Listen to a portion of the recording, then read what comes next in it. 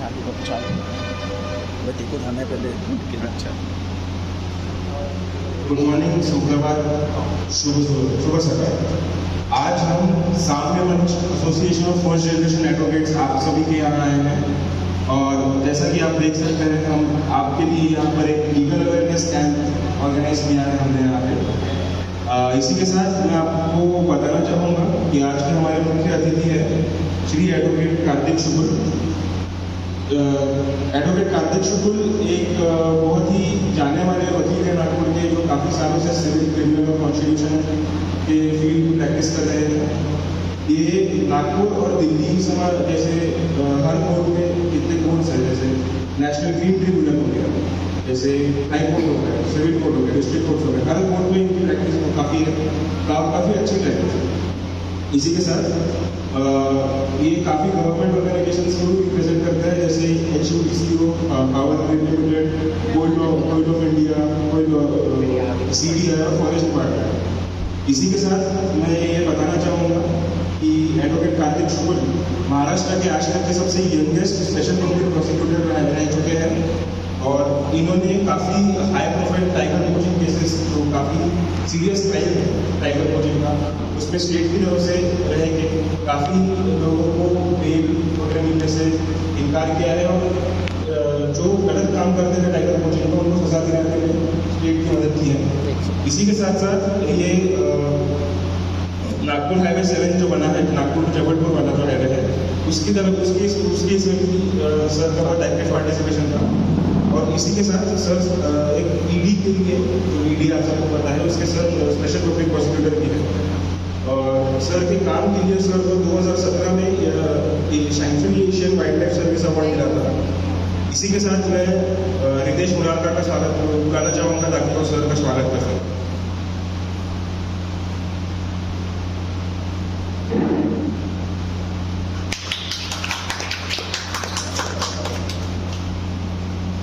आज हमारे साथ यहाँ गेस्ट ऑफ ऑनर बन के आप सबके प्रिय श्रीमती लता देशमुख मैडम भी है। लता देशमुख मैडम के बारे में आप मुझसे ज़्यादा तो आप लोग जानते ही हो। जैसा कि आपको पता है कि मैम हिस्लर कॉलेज में केमिस्ट्री डिपार्टमेंट की हेड थी, उसी के साथ वाइस प्रिंसिपल की पोस्ट पर रिटायर हुए हैं और आप सभी के साथ और इस एसोसिएशन के साथ मैम पिछले 25 साल से ज़्यादा से काम कर रही हैं। तो मैम भी आज हमारे साथ जो है, मैं मैम का स्वागत करने के लिए मुनीश पेड़के की बोलना चाहता हूँ।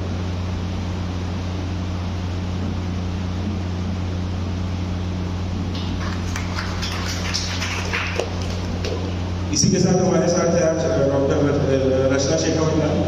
जैसा कि आप जानते हैं ये आपके साथ यहाँ अभी ये भी कॉन्फिडेंस आपके साथ जुड़े हुए हैं और यहाँ पे ट्रस्टी हैं। इनका स्वागत करने के लिए मैं चाहूँगा नकुल सराफ।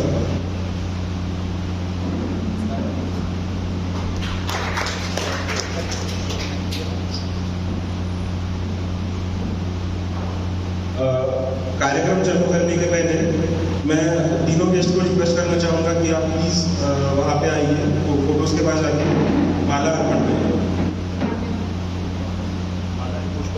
पुष्प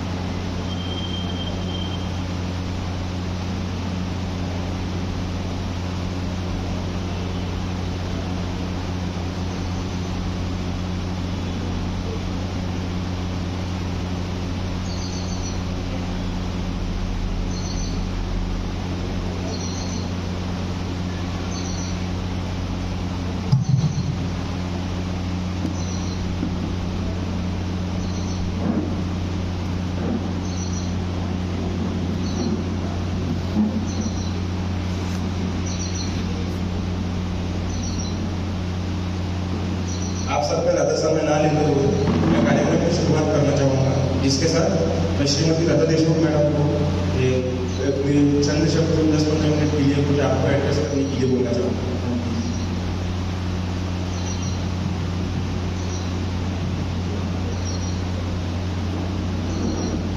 आज के मुख्य अतिथि सभी हमारे सीनियर सिटीजन जो कि पंचवटी में अभी रामनवमी वगैरह मना के बुजुर्ग हुए हैं। और आयोजक नेक्स्ट जनरेशन, इनकमिंग जनरेशन के एडवोकेट्स की ये संस्था है। और मुझसे उन्होंने संपर्क किया था कि हम पंचवटी के लोगों से बात करेंगे, उनकी जो भी मतलब प्रॉब्लम्स हैं। और एक यहाँ पे जो आया हुआ व्यक्ति है वो हो सकता है कि अपना यहाँ क्यों आया वो बताना शेयर ना करें, पब्लिकली भी नहीं, पर्सनली भी नहीं। इसके बाद यहाँ रहते हुए उसके कुछ प्रश्न हैं, उसके कुछ प्रॉब्लम्स हैं, वह भी वो हम लोगों को बताएंगे। तो हमारे लिमिटेशन के बाहर अगर है तो एक तो हेल्थ इशू है, मेडिकल बिल्स है, पंचवटी में रहते हैं तो आपस की बातें हैं या कोई चीज़ आपस में रहने से जो एक ही कमरे में 2 लोग रहते हैं तो वो इशूज है। ऐसे करते करते आप लोग जो आए हैं हमको मदद करने के लिए, वो इसलिए वृद्धा अवस्था में हमारे साथ जो हमारा जो नेक्स्ट जनरेशन है, हमारे बाल बच्चे हैं, नातू-पंथी हैं, रिश्तेदार हैं, वो हमको किसी प्रकार की मदद देने में नकार रहे हैं। क्या वो नकार रहे हैं? क्योंकि उनका जीवन अलग है, हमारा जीवन रिटायर्ड है। मगर हमारी जो स्वतः की सेल्फ अर्न चीज़ें हैं, सेल्फ अर्न घर है, सेल्फ अर्न प्रॉपर्टी है, सेल्फ अर्न ट्रेडिशन है या कोई पैसा होगा, उस विषय में अगर आप लोगों के साथ वो लोग देते नहीं है, गड़बड़ करते हैं, उस परिस्थिति में ये लोग भी हैं एडवोकेट सराफ और उनकी टीम आप लोगों को मदद करेगी। इस विषय में बहुत साल पहले हमने एडवोकेट हमारे पार्टनर और जस्टिस धर्माधिकारी आए थे और बताया था। तो आप अपने इश्यू तरह अलग होते हैं।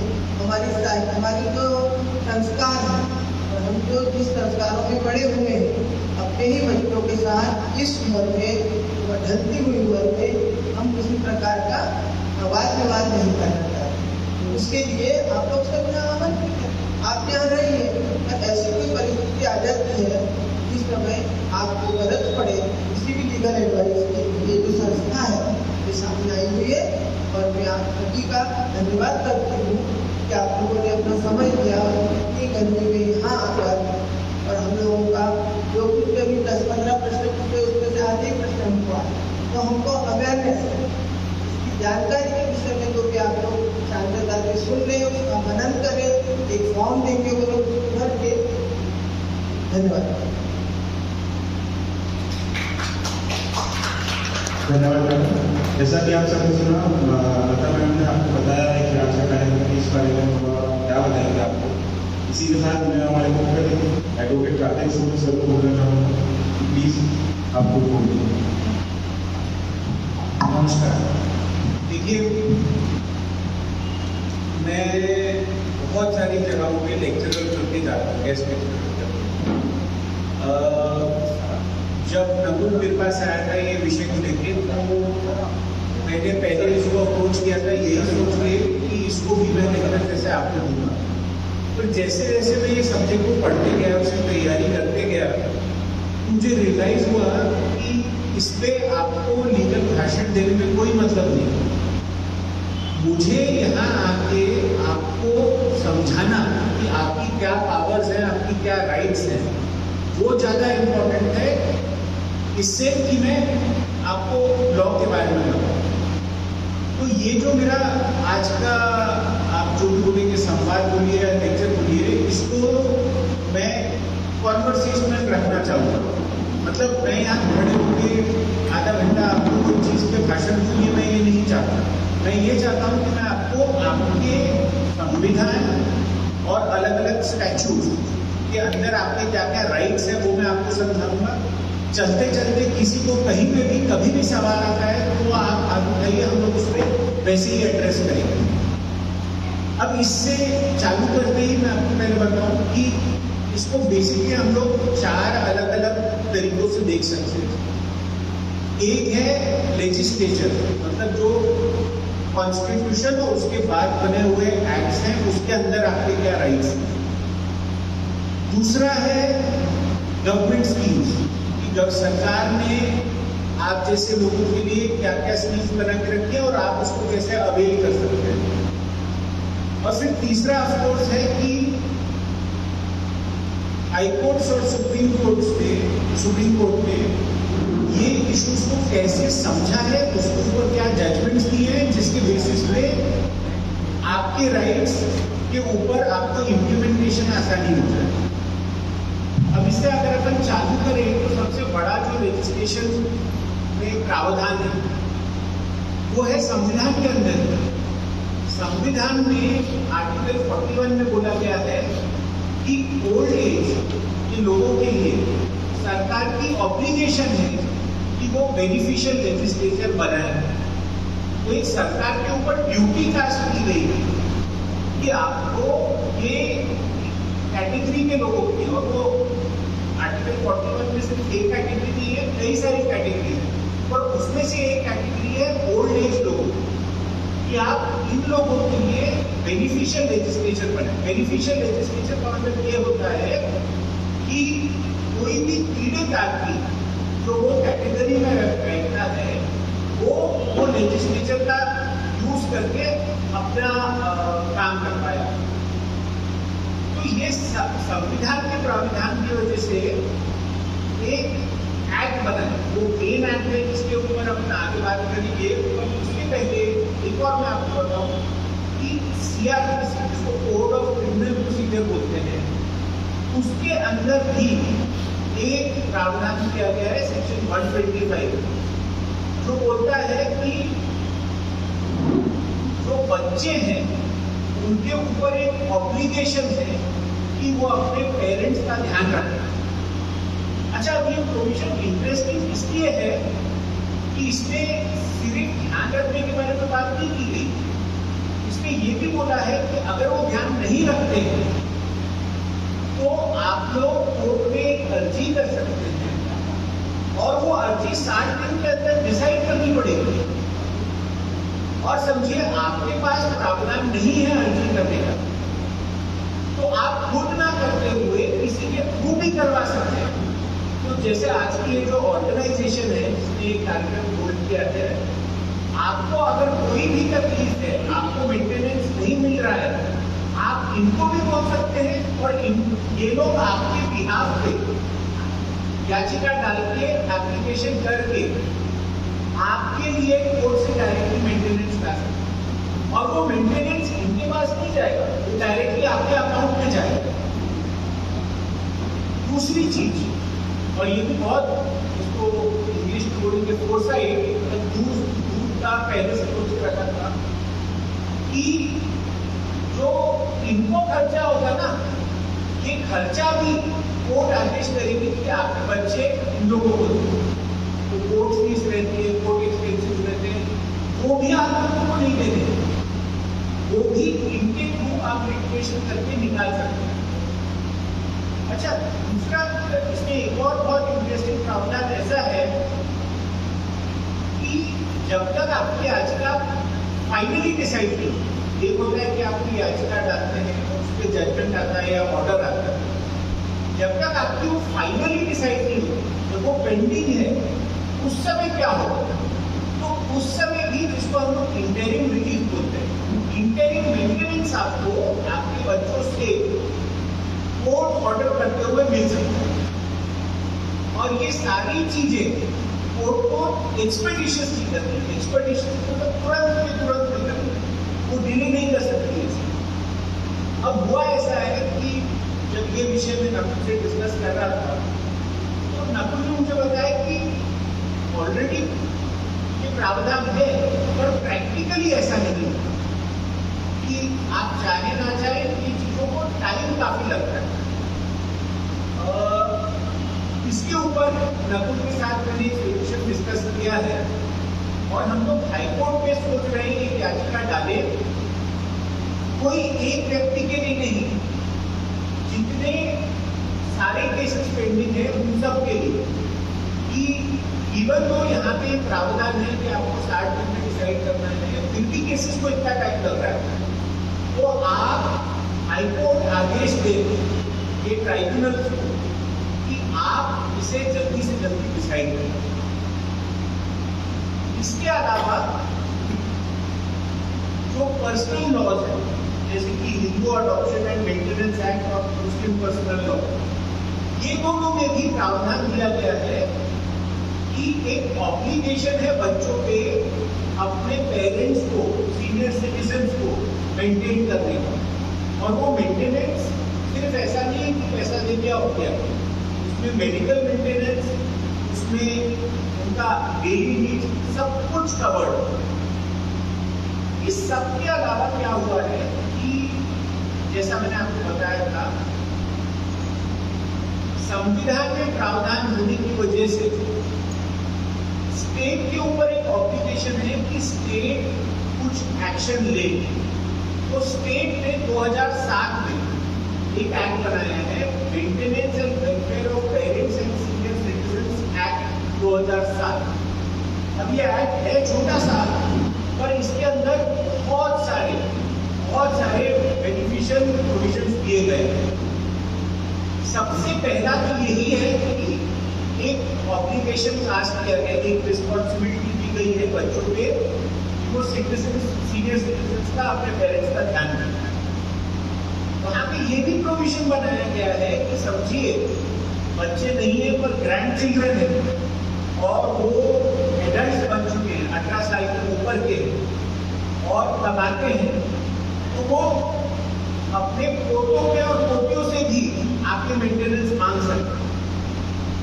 अब ये कैसे होगा? तो नॉर्मल कोर्ट प्रोसीडिंग्स में बड़ा टाइम लगता है, तो इसीलिए एक स्पेशल ट्राइब्यूनल बनाया है जो सिर्फ और सिर्फ ये वाले केसेस सुनेगा और कोई केसेस नहीं सुनेगा। वो ट्राइब्यूनल में थोड़ा सा डिविएट करते हुए जो 125 का प्रोविजन था सीआरपीसी का, उसमें 60 दिन था, इसमें अब 90 दिन का प्रोविजन दिया गया है कि आपको 90 दिन के अंदर ये सारी याचिकाएं डिसाइड करनी है। और इसमें मैक्सिमम जो मिल सकता है मेंटेनेंस वो 10,000 रुपए पर महीना। अब देखिए मेरे हिसाब से ये अमाउंट थोड़ा गलत है, बट ऐसे भी जजमेंट्स हैं हाई कोर्ट के और सुप्रीम कोर्ट के जो बोलते हैं कि जहां ये अमाउंट सफिशिएंट नहीं है, जहां इससे एक्सपेंसेस ज्यादा है, चाहे वो मेडिकल नीड्स की वजह से हो, दवाइयों की वजह से हो, ऑपरेशन की वजह से, वहां पे भी ये स्टैट्यूट को ऐसा इंटरप्रेट किया है कोर्ट ने कि आपको इसके बियॉन्ड जो भी पैसा लगेगा मेडिकल नीड्स के लिए वो देना पड़ेगा। अब जैसे मैंने आपको पहले बताया था कि ये याचिकाएं आप खुद नहीं डाल पा रहे हैं किसी भी कारण से, आपको कोर्ट कचहरी के प्रोसीजर नहीं पता है, आपको उसका जाके फॉलो अप नहीं लेना है, तो इनकी जैसी ऑर्गेनाइजेशन आपके बिहाफ पे ये याचिका डाल सकती है। ये ट्राइब्यूनल में भी वो खुद आपकी तरफ से जाके डाल सकते हैं। अच्छा, इसमें जैसे मैडम आप बता रहे थे प्रॉपर्टीज के बारे में भी कुछ बहुत अच्छे प्रोविजन है। आपने देखा होगा कि आपने सुना होगा, देखा होगा, एक्सपीरियंस किया होगा कि कई बार ऐसा होता है कि आपने आपके लाइफ टाइम में आपके काम के थ्रू जो भी अर्निंग्स की, उससे आपने कोई प्रॉपर्टी खरीदी है, घर खरीदा है, और फॉर वट एवर रीजन आप वो प्रॉपर्टी यूटिलाइज नहीं कर पा रहे हैं, वो आज आपके बच्चों के पोजीशन में है, तो ये एक्ट में ऐसे भी प्रोविजन है जिनके बेसिस पे आप याचिका डाल के वो प्रॉपर्टी वापस ले सकते हैं। अगर आपके बच्चे, अगर आपके ग्रैंड चिल्ड्रन आपको सपोर्ट नहीं कर रहे हैं तो आप याचिका डाल के वो प्रॉपर्टी वापस ले सकते हैं। इसमें अगेन सुप्रीम कोर्ट और हाई कोर्ट के कुछ ऐसे जजमेंट्स हैं जो एंसेस्ट्रल प्रॉपर्टी से भी डील करते हैं। मतलब समझिए आपने खुद कमाई हुई, खुद के पैसे से कमाई हुई प्रॉपर्टी नहीं है, पर एंसेस्ट्रल प्रॉपर्टी आपके पिताजी के, आपके परदादा के परदादा की, वहां की प्रॉपर्टी, तो उसमें आपके बच्चों का जरूर शेयर है पर आपका भी उतना ही शेयर है। तो आपको वहां से निकालना या आपको वो प्रॉपर्टी को यूटिलाइज नहीं करने देना, इसके ऊपर सुप्रीम कोर्ट क्लियरली बोलता है कि ये बच्चों के पावर में नहीं है। आप याचिका डाल के उस टाइप की प्रॉपर्टी पे आज भी क्लेम कर सकते हैं। इसके अलावा ऐसे भी कई केसेस होते हैं जहाँ पे टॉर्चर होते हैं सीनियर्स में, चाहे वो मेंटल हो, फिजिकल हो, तो उसमें आईपीसी के अंदर, इंडियन पिनल कोड के अंदर तो अलग प्रोविजंस हैं, बट उसके अलावा ये जो एक्ट का हम लोग बात कर रहे हैं, ये एक्ट में भी स्पेशल प्रोविजन दिया गया है कि ऐसी फिजिकल और मेंटल क्रूअल्टी के खिलाफ आप लोग याचिका डाल के एक्शन ले सकते हैं। अब इस पॉइंट पे मैं आपको एक उदाहरण देना चाहूंगा। आज से 5 या 6 साल पहले मेरे पास एक केस आया।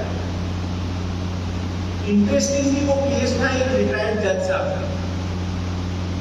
वो प्रिंसिपल डिस्ट्रिक्ट जज करके रिटायर हुए थे। उनकी एक ही औलाद का एक बेटा था। उनकी बेटी की थोड़ी लेट शादी हुई। अब वो बेटा शादी के बाद उनके ही घर पे रहने लगा अपनी बीवी के साथ। अच्छा बड़ा उन्होंने रिटायरमेंट के बाद एक अपने सेविंग से घर बनाया था। तो 2 फ्लोर का ग्राउंड प्लस 1 ऐसा घर था। तो ग्राउंड फ्लोर पे जज साहब अपनी वाइफ के साथ रहते थे और फर्स्ट फ्लोर पे उनका बेटा और बेटी रहते थे। कुछ समय में उनके बीच में झगड़े चालू हो गए। बात यहाँ तक आ गई कि बेटी ने फर्जी डाउरी का केस भी डाल दिया, उनको एफआईआर हो गई, वो इवेंचुअली घर छोड़ के निकल गए। अब मेरे पास जब केस आया था तब स्टेटस ये था कि वो एक किराए के मकान में पास में रह रहे थे और उनके ऊपर एक एफआईआर, तो वो आए थे मेरे पास एफआईआर को खत्म करने का। मैंने याचिका डलवाई उनकी हाईकोर्ट में और जस्टिस फिरोज का जजमेंट है, बहुत ही बढ़िया जजमेंट है, 40 पन्ने के आसपास का जजमेंट है, जिसमें वो ये पूरे फैक्ट्स डिस्कस करते हैं और वो एफआईआर को क्वॉश करते हैं, एफआईआर को खत्म करते हैं। ये बोलते हैं कि ये फर्जी एफआईआर है, इसमें कोई मेरिट नहीं है कि ये सीनियर सिटीजन ने कुछ गलत किया। अब इससे वो क्रिमिनल वाला काम खत्म हो गया और वो तो घर से फिर भी बाहर हो। घर से बाहर होने की वजह से उन्होंने ये एक्ट को यूज करते हुए ट्राइब्यूनल में केस डाला। भाई ये मेरी संपत्ति है, ये मैंने मेरे पैसे से कमा के ये घर बनाया है, मुझे ये घर का पोजीशन वापस चाहिए। बेशक उनका 90 दिन में डिसाइड नहीं हुआ।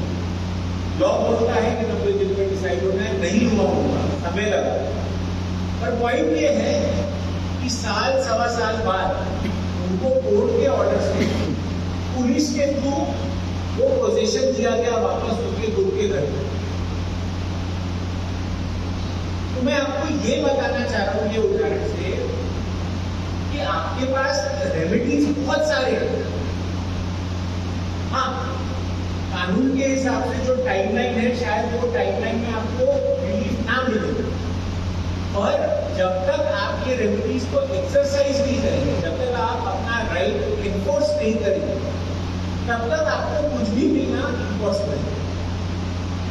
मैं समझता हूँ कि ये रिलेशंस भी थोड़े सॉफ्ट रहते हैं। इट इज डिफिकल्ट कि इस टाइप के सिचुएशन में कोई भी कुछ भी एक्शन ले, और इसमें तकलीफें जैसे मुझे मैंने कहा 2 प्रकार की। एक तो भाई ब्लड रिलेशन के साथ कुछ भी लिटिगेशन करना मुश्किल है, और दूसरा ऑफकोर्स कि आपको ये नॉलेज नहीं है, आपके पास समय नहीं है, आपको फिजिकली पॉसिबल नहीं है हर तारीख को कोर्ट जाना। इसीलिए कोर्ट में, इसीलिए सरकार ने इस टाइप के प्रोविजन बनाए हैं कि दूसरे लोग आपके बिहाफ में ये कर पाए। आपको नहीं करना है फेस आपके बच्चों को जाके देखना नहीं है कचहरी। ये लोग, ये यंग लॉयर्स आपके बिहाफ में जाके कोर्ट में लड़ेंगे या वहां पे हर तारीख को जाएंगे, ये पूरा लिटिगेशन का कॉस्ट भी आपके बच्चों से निकालेंगे। बट पहला डिसीजन आपको ये लेना है कि क्या आप ये स्टेप ले सकते हैं। और ऐसी सिचुएशन में मैं हमेशा मेरे पक्षकारों को एक ही सलाह देता हूँ कि जब केस का मामला आता है तो उसमें से एक चीज सब्सट्रैक्ट करनी पड़ती है, एक चीज निकालनी पड़ती है, वो है इमोशन। कोई भी प्रकार का केस हो, सिविल, क्रिमिनल, कॉन्स्टिट्यूशनल, टेंडर का मैटर हो, कुछ भी हो, आपको कोई भी याचिका डालते समय इमोशन निकालना पड़ता है। आप इमोशनली कुछ भी काम करेंगे तो वो कभी भी कंक्लूड नहीं होगा और कभी भी सक्सीड नहीं होगा। तो आपको वैसे ही इमोशन निकाल के, अपनी फीलिंग्स निकाल के, इनको ऑथराइज करके, इनको परमिट करना है कि ये आपके बिहाफ पे, आपके लिए प्रो बोनो काम करे। और बेशक थोड़ा तकलीफ वाला काम है, बेशक थोड़ा समय वाला काम है, बट जब कोई खड़ा है आपके बिहाफ पे लड़ने के लिए तो आपको क्यों चिंता करना। इसके अलावा एक आखिरी प्रोविजन बताऊंगा सिर्फ ये एक्ट का, कि संविधान की एक्ट में ये भी प्रोविजन दिया गया है कि अगर कोई सीनियर सिटीजन है और उसको बच्चे छोड़ देते, उसका ख्याल नहीं रखते, तो उसको क्रिमिनल ऑफेंस बना गया और उसके ऊपर 3 महीने की जेल और 5,000 रुपए फाइन। अभी मेरे हिसाब से ये दोनों बहुत कम है, बट ऐसे बहुत सारे एक्ट्स हैं इंडिया में जहाँ पे क्रिमिनल ऑफेंसेस को कम पनिशमेंट दी गई। पर मुद्दा ये है कि संविधान के थ्रू ये एक्ट में रिकॉग्नाइज किया गया है कि अपने एलिंग सीनियर सिटीजन पेरेंट्स को छोड़ना एक क्रिमिनल ऑफेंस है, आप नहीं छोड़ सकते। और अगेन इसके बारे में कुछ नहीं करना है, आप सिर्फ एक याचिका डालनी है, चाहे वो आप खुद डालें या किसी के थ्रू डालें, और वो एक याचिका के बेसिस पे अप्रोप्रिएट सिविल और क्रिमिनल दोनों एक्शन लिया जा सकता है। अब इसके अलावा बहुत सारी सरकारी स्कीम्स बनाई गई। वो सरकारी स्कीम्स मैंने जब नकुल आया, उसने मुझे सब्जेक्ट बताया, उसने मुझे एक छोटा नोट भी किया। नोट पढ़ने के बाद मैंने इंडिपेंडेंटली मेरे जूनियर्स ने बहुत उस पर रिसर्च करवाया। स्कीम्स तो है, काफी सारी स्कीम्स। एक है national policy for senior citizen, फिर integrated program for senior citizen, फिर Rashtriya Vayoshri Yojana, ministry of finance का हेल्थ इंश्योरेंस है, ये है बहुत सारी स्कीम्स है। पर जो मेरे जूनियर्स ने मुझे रिसर्च करके बताया है कि उनका इम्प्लीमेंटेशन सब पार, मतलब जो होना चाहिए उससे नीचे है। उसके प्रोविजन जरूर बनाए गए ये स्कीम्स के, और प्रोविजंस में बेनिफिट जो आपने को लेना है वो बेनिफिट लेना उतना आसान नहीं है। उसका कारण क्या है? जैसे कोई भी सरकारी काम होता है, आपको आज के डेट में स्टेटमेंट करानी है, आपको आज के डेट में डिक्लेरेशन करवाना है, कुछ भी सरकारी काम करवाना है, तो उसमें वो भागा दौड़ी तो रहती है। वो सेम प्रॉब्लम ये स्कीम्स में भी है। ऑल्दो ये स्कीम्स में ऐसा भी प्रोविजन दिया गया है जिससे आपको इनका एक्सेस आसान हो, उसके बावजूद ये स्कीम्स का इम्प्लीमेंटेशन बड़ा कच्चा है। तो जो सोल्यूशन मेरे दिमाग में वो एक्ट के लिए आया था कि ये एसोसिएशन जो आपके बिहाफ पे भी लिटिगेशन कर सकती है, ये एसोसिएशन आपके बिहाफ पे ये स्कीम्स को भी अप्लाई कर सकती है। इसमें ऑफकोर्स दफ्तर जाना 10 बार वाला काम है, बट जब कोई ऐसा एनजीओ बैठा है तो मेरा आपसे एक ही सुझाव, एक ही सजेशन होगा कि इनको आप ऑथराइज करिए कि ये आपको ये स्कीम्स का भी बेनिफिट दिला पाए। और हेल्थ इंश्योरेंस जैसी स्कीम्स जो रहती है वो नॉर्मली आप प्राइवेट में जाएंगे तो आपको एक एज के बाद मिलती ही नहीं, पर सरकार ने स्पेसिफिकली आपके जैसे लोगों के लिए ये स्कीम बनाई है, और ये स्कीम में डायरेक्ट प्रोविजन है कि अर्जी करने पे आपको ये एज पे भी इंश्योरेंस मिल सकता है। इसके अलावा फिर मिनिस्ट्री ऑफ रेलवेज का भी एक स्कीम है जिसमें आपको कंसेशन मिल सकता है ट्रैवल वगैरह में। अब ये स्कीम्स का बेनिफिट लेना अगेन जस्ट लाइक जो मैंने आपको लिटिगेशन के लिए बताया था, हो सकता है जो टाइमलाइन प्रोवाइडेड हो वो टाइमलाइन में आपको कभी ना ना, बट कोई भी चीज को एक सिरे से चालू जरूर करना पड़ता है। You have to initiate it at some point, और जब तक आप ये चालू नहीं करेंगे, वो टाइमलाइन के बारे में सोच के भाई इसको समय लगता है, इसको बेनिफिट नहीं मिलता है, सरकार के पास 10 बार जाना पड़ेगा, बाबू को सिफारिश करनी पड़ेगी। जब तक आप ये माइंडसेट में रहेंगे, तब तक ये कभी आपके बेनिफिट में आएगा नहीं। सरकार अपनी तरफ से अपनी ड्यूटी कर रही है, सरकार ने लेजिस्लेशन बना दिया है, संविधान में उनके ऊपर ऑब्लिगेशन था, उन्होंने एक एक्ट बना दिया। अब वो एक्ट का इम्प्लीमेंटेशन आपके हाथ में। तो मैं यही कहना चाहूंगा समाप्त करते हुए कि दो चीज, एक इमोशन को टोटली सब्सट्रैक्ट कर लीजिए ये सिचुएशन से। इमोशन कोई चीज में काम में नहीं आता है इस टाइप की जब आप कम्युनिकेशन करते हैं। एंड दो, पहला कदम ही मुश्किल होता है। आप जब पहला कदम ले लेंगे उसके बाद चलना आसान। Take the first step, authorize the right people to litigate on your behalf, authorize the right people to take benefit of schemes which have been paid by the government. And जब आप ये करेंगे, थोड़ा मुश्किल हो सकता है आपको लगे, बट एक जब पहला कदम आप ले लेंगे तब आप देखेंगे एवरी सक्सेसिव स्टेप, और अगला कदम आपको आसान लगेगा। बस पहला कदम। किसी के साथ सवाल करूंगा, किसी की कोई भी सवाल हो तो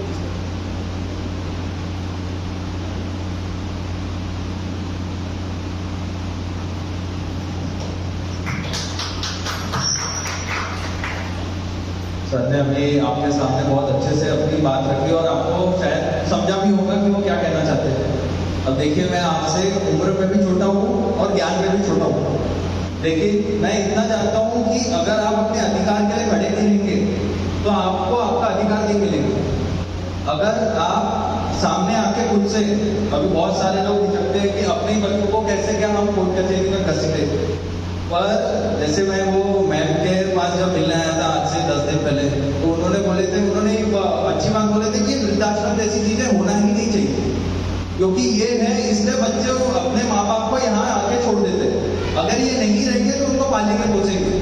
और बहुत सारे माँ बाप से ऐसे में आप लोग जैसे बहुत सारे लोगों से मैंने बात किया, तो वो लोग क्या बताते हैं कि हमें ये जो अपना हम लोग घुट घुट के अपने ही घर में जी लेंगे, लेकिन अपने बच्चों को कोर्ट कचहरी तक नहीं घसीटेंगे।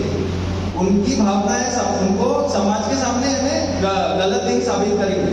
ये आपकी सोच बहुत अच्छी है, लेकिन ऐसे आप लोग तो अच्छे घर, यानी आप लोगों के पास संपन्न लोग हैं आप लोग, बट जैसे सर ने बताया कि ऐसे बहुत सारे बूढ़े बुजुर्ग लोग हैं जो गवर्नमेंट के अपना बेघर निवारण केंद्र चलते हैं, गवर्नमेंट के नागपुर में 6 चलते हैं।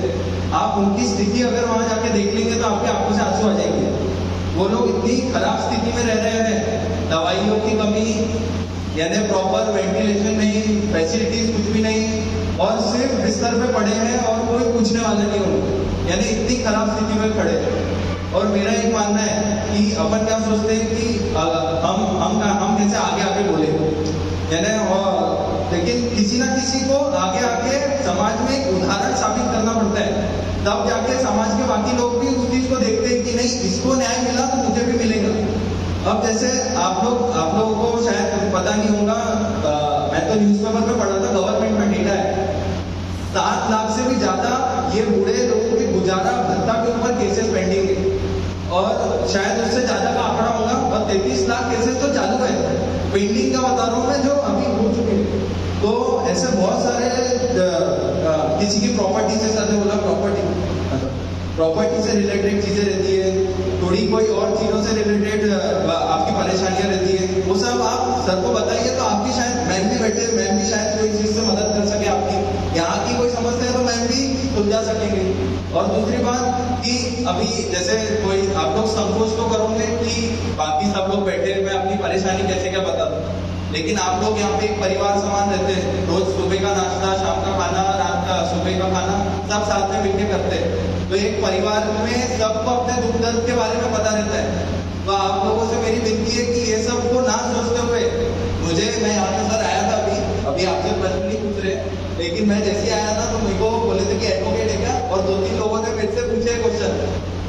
आपसे नहीं पूछेंगे क्योंकि आपके साथ बैठे हैं। मेरा सुझाव ये रहेगा कि बाद में एक फॉर्म सर्कुलेट, हाँ वो किया, फॉर्म सर्कुलेट कर दो। अभी किसी को भी संकोच हो रहा है कुछ भी बोलने में, लेकिन मैं आप दे दो, हम लोग इंडिपेंडेंटली करते हैं। लेकिन अगर किसी को कोई प्रश्न पूछना है सबके भी आप में या मैम को कुछ पूछना है कि ऐसा कुछ कर सके, जो भी आपकी परेशानी हो वो आप बता दीजिए। और लेकिन अगर संकोच हो रहा है तो हमारे पास फॉर्म है, आप फॉर्म भर दीजिए।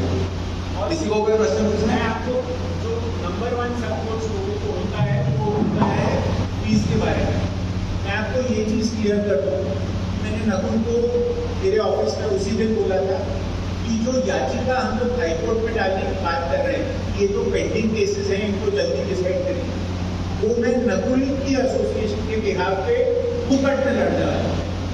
और ऐसे कोई भी केसेस होंगे आप लोगों के जो नकुल मेरे पास लाएगा, उसमें भी मैं फ्री में आपका काम करूँगा। आपको ये इशू के बारे में बिल्कुल चिंता करने की जरूरत है। जो भी लिटिगेशन होगा वो मेरी तरफ से ही ऐसा होगा। इस संकोच के अलावा एक ही संकोच रहता है जो मैं वापस बार बार बोलना चाहूँ, क्या होता है कि कोई भी चीज जब बार बार बोलना तो दिमाग में जाता है। चिंता मत करिए कि आप इसके खिलाफ डाल रहे हैं, इमोशन को निकालिए सिचुएशन से, तभी आप एक्शन ले पाएंगे, वरना इम्पॉसिबल है कुछ भी हो। तो आप में से अभी किसी का कोई प्रश्न होगा आप पूछ सकते हैं।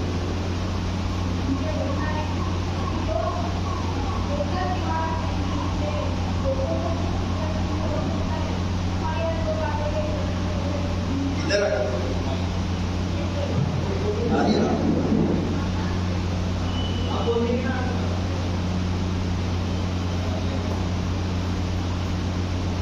2007 में चंद्रकांत खांडोरे और वीरा कुमार इन्होंने कायदा कानून किया था कि वृद्धाश्रम में यदि अपने माँ बाप को रखना है तो लड़कों ने उनके लिए पैसा देना चाहिए, नहीं तो उनको 3 महीने की सजा और 5,000 रुपये दंड ऐसा बताया था। अभी इतना वो तो 2005 का लोग तो हो गया, लेकिन अभी हमारे यहाँ इतने लोग आते हैं कि जिनके पास कोई रहने के लिए साधन नहीं, कुछ नहीं, बहुत गरीब। अभी 5 निवारा केंद्र, बेघर निवारा केंद्र होते हैं, बेघर लोगों के लिए निवारा केंद्र निकाले। वहाँ का जो परिस्थिति है बहुत ही खराब है। तो समाज आप लोग हाईकोर्ट का जो आप लोग है, जैसा चंद्रकांत खांडोरे और मीरा कुमार ने कानून किया था वैसा कानून आप करो कि ये जो बेघर निवारा केंद्र है इसको सरकार मदद करेंगे, यानी सामाजिक न्याय विभाग, समाज कल्याण बोर्ड, उन्होंने उनके लिए पैसा देना चाहिए। 1,000 रुपये महीना देते, 1,000 रुपये में कुछ भी नहीं होता है। तो कम से कम ये जो बेघर उनकी हालत बहुत ही खराब है। यानी अपन जाएंगे ना, वहाँ पता है रहने के लिए जगह नहीं, कुछ नहीं। और जो भी यहाँ देनगीदार रहते हैं, समाज के जो लोग हैं, समाज में रहने वाले जिनके पास बहुत प्रॉपर्टी है, कुछ भी है, ऐसे लोगों ने तो भी उनके लिए तो भी पैसा देना, अनाज देना चाहिए कि वो 2 टाइम खाना खा सके। यानी वो सब्जी रोटी नहीं खाए, पीट पाकर खाए, कुछ भी खाना चाहिए और 2 टाइम चाय देना है, उनके लिए कुछ दवाई देना चाहिए। समाज का ये कर्तव्य है। तो आप लोग कुछ भी कायदा करो इसके लिए, आप लोगों का काम है ये कायदा करना। यानी बेघर जो है उनके लिए सब मिल जाएगा। बहुत ही खराब परिस्थिति है। इसके लिए आपको एक रिक्वेस्ट है कि आप अभी आज हमारे यहाँ आए हैं, आपने बहुत अच्छा उनको बताया है, लेकिन हमारे यहाँ के जो बुजुर्ग है अपने बेटे लोगों को कोई भी तकलीफ देना नहीं चाहते। वो खुद तकलीफ में रहेंगे लेकिन बेटों को तकलीफ नहीं देते। तो आप उसकी एक रिक्वेस्ट है हम कि हमारे इतने लोग बुरा लगता है, हम उनको बोलते हैं कि हमारे यहाँ जगह नहीं है, आप मत लाओ, हमारे यहाँ हम उनका काम नहीं कर सकते, लेकिन बेघर निवारा केंद्र के लिए आप आवाज उठाओ। इतना ही मेरा कहना है। आप लोगों को ये बता के भी हमको बहुत खुशी होगी कि हमारा ये एसोसिएशन का पहला प्रोग्राम है। अब सहयोगवश ये अब यह आप लोगों के आशीर्वाद से, बुजुर्गों का आशीर्वाद अगर पहले प्रोग्राम में हमको मिलेगा तो एसोसिएशन और आगे तक बढ़ेगा और सबकी सेवा कर पाएंगे। तो ऐसा आशीर्वाद आप सब हमको दीजिए कि हम अच्छा काम कर सके समाज में। इसी के साथ मैं मुनीश पेड़के जी को ये विनती करूंगा कि वो वोट ऑफ थैंक्स दें। पहली बात मैं सभी से जो लोग आए हैं एंड स्पेशली जो हमारे माननीय अतिथिगण जो आए हैं उन लोगों का तहे दिल से आभार मानना चाहूँगा। और एक चीज़ बोलना चाहूँगा कि अधिकारों का जो खनन होता है ना, वो तब नहीं होता या फिर उतना नहीं होता जब अधिकारों का मनाही की जाए।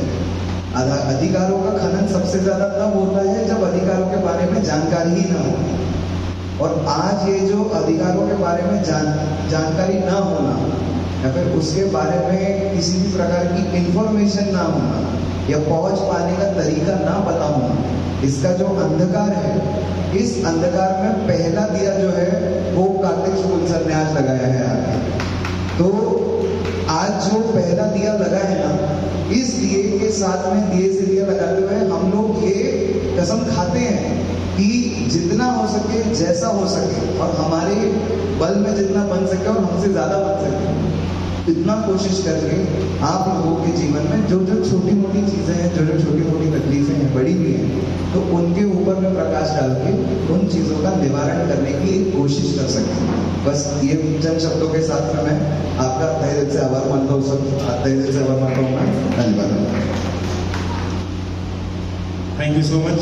आप सब चीफ गेस्ट हमारे मैडम को उन्होंने आके हमें आज काफ़ी कुछ बताया है। इसी के साथ मैं आपको बताना चाहूँगा कि हमारे जो एसोसिएशन वाले लोग हैं वो आपको एक फॉर्म देंगे, जैसा कि सर और नकुल ने आपको बताया, वो फॉर्म आप भर दीजिएगा। उसके साथ में जो भी तकलीफें रहेगी हम देख के आपसे फिर बात करेंगे। धन्यवाद। आराम से भर के बैठिए। मैं परसों कलेक्ट